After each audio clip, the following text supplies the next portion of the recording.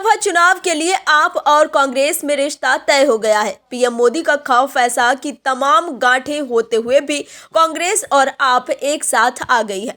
राजनीतिक महत्वाकांक्षा, स्वार्थ और राजनीतिक मौकापरस्ती की ऐसी गांठ की राजनीति का हांडी चढ़ाई है जो दोनों ही दलों के राजनीतिक सिद्धांतों पर तमाम सवाल खड़े कर रही है।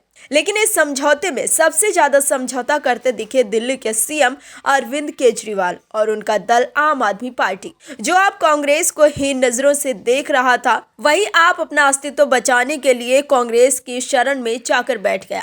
जो आप कांग्रेस को राजनीतिक रूप से कमतर आंक रहा था, उसका खुद का अस्तित्व कितना खोखला है, आज इस गठबंधन से पता चल गया पूरे देश को। दिल्ली के सीएम और आपके नेता जो कह रहे थे कि बीजेपी को टक्कर सिर्फ केजरीवाल और आप ही दे सकती है, अपने जन्म के तीसरे लोकसभा चुनाव के दौरान ही समझ आ गया कि वो अभी देश की राजनीति में ठीक से उगे भी नहीं है। तभी तो जो आप कांग्रेस को हीन नजर से देख रही थी, वो कांग्रेस के आगे नतमस्तक दिखती है।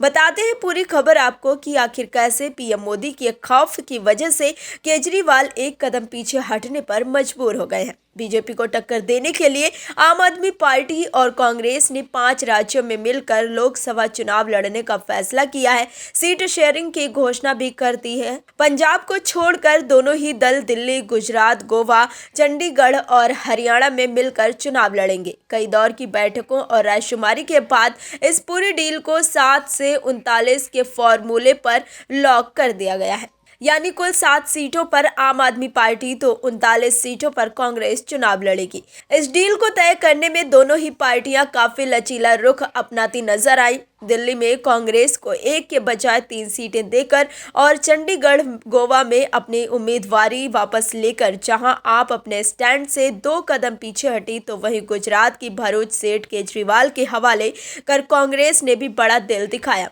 मकसद केवल एक था, किसी भी हालत में इस गठबंधन को कामयाब करना। आइए जानते हैं इस पूरी डील की इनसाइड स्टोरी क्या है।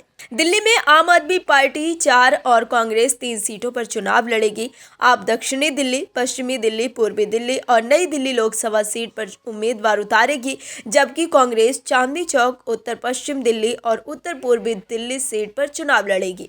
गुजरात में लोकसभा की कुल 26 सीटें हैं। यहाँ अधिकतर सीटों पर कांग्रेस चुनाव लड़ेगी, लेकिन भरूच की जंग आम आदमी पार्टी ने जीत ली है। यहाँ 26 में से 24 पर कांग्रेस और 2 पर आम आदमी पार्टी चुनाव लड़ने का फैसला कर चुकी है। हरियाणा में कुल 10 लोकसभा सीटें हैं और फिलहाल सभी बीजेपी के पास हैं।